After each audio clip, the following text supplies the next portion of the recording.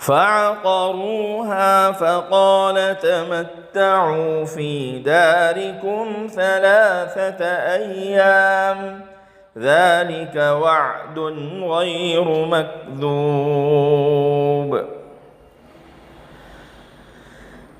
پھر بھی ان لوگوں نے اس کو مار ڈالا، چنانچہ صالح علیہ السلام نے کہا اب تم لوگ اپنے گھروں میں 3 دن اور رہ لو، یہ ایسا وعدہ ہے جو جھوٹا نہیں ہو سکتا۔ یعنی حضرت صالح علیہ السلام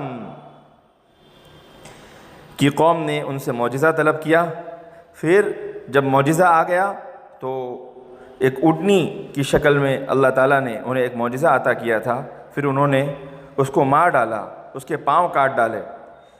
جب اس طرح سے انہوں نے کیا تو اللہ تعالیٰ نے پھر جو وعدہ کیا تھا اس وعدے کے بارے میں حضرت صالح علیہ السلام نے بتلایا کہ بس اب تمہاری زندگی صرف 3 دن کی باقی رہ گئی ہے، اب اس کے بعد عذاب آنے والا ہے، جو عذاب کا وعدہ اللہ تعالیٰ نے کیا ہے وہ جھوٹا نہیں ہوگا، وہ یقیناً آ کر رہے گا۔ فَلَمَّا جَاءَ أَمْرُنَا نَجَّيْنَا صَالِحًا وَالَّذِينَ آمَنُوا مَعَهُ بِرَحْمَةٍ مِنَّا وَمِنْ خِزْيِ يَوْمِئِذٍ إِنَّ رَبَّكَ هُوَ الْقَوِيُّ الْعَزِيزُ۔ پھر جب ہمارا حکم آ پہنچا تو ہم نے اپنی رحمت سے صالح علیہ السلام اور ان کے ساتھ ایمان لانے والوں کو نجات عطا کی اور اس دن کی رسوائی سے بچا لیا۔ بے شک آپ کا پروردگار بڑی قوت والا اور غلبے والا ہے۔ اس آیت کریمہ میں اللہ تعالیٰ نے بتلا دیا کہ جب عذاب کا حکم آ پہنچا تو ہم نے صالح علیہ السلام اور ان کے ساتھیوں کو بچایا، اور کس چیز سے بچایا؟ تو اس دن کی رسوائی سے، جس کی شرح و تفصیل قرآن پاک کی اکثر جگہوں کی آیتوں میں آ چکی ہے، اور جسے چاہا اللہ تعالیٰ نے ہلاک کر دیا۔ یہ اللہ تعالیٰ کا اپنا معاملہ ہے، کیونکہ اللہ رب العزت بڑی قوت والا ہے اور بڑی زبردست طاقت والا ہے۔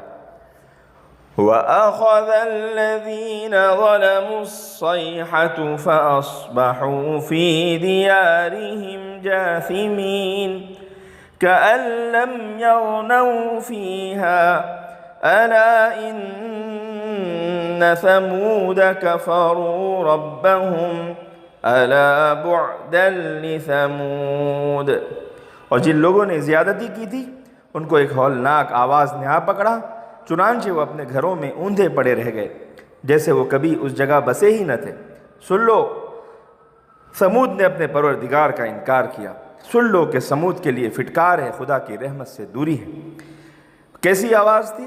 تو فرمایا کہ ایک غیر معمولی آواز تھی۔ قرآن مجید نے یہ نہیں بتایا کہ یہ آواز کس چیز کی تھی، نہ حدیثوں میں اس کا صحیح تذکرہ آیا ہے۔ البتہ حضرت عبداللہ ابن عباس رضی اللہ تعالی عنہما سے منقول ہے کہ یہ بجلی کی کڑک تھی، اور بعض حضرات نے لکھا ہے کہ اللہ تعالیٰ کے حکم سے حضرت جبرائیل علیہ السلام کی چیخ تھی، جو ہو بہت سخت عذاب تھا، اور پھر اس طریقے سے اللہ تعالیٰ نے انہیں ہلاک کیا کہ بے نام و نشان ہو گئے۔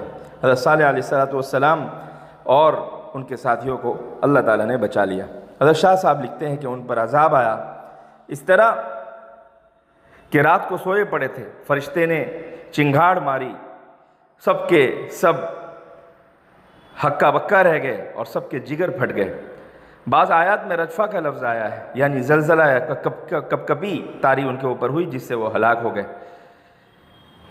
جو اپنے پروردگار کی آیات و احکامات سے منکر ہوتا ہے تو اس کی یہی گت بنتی ہے اور اسے ایسی ہی پھٹکار پڑتی ہے۔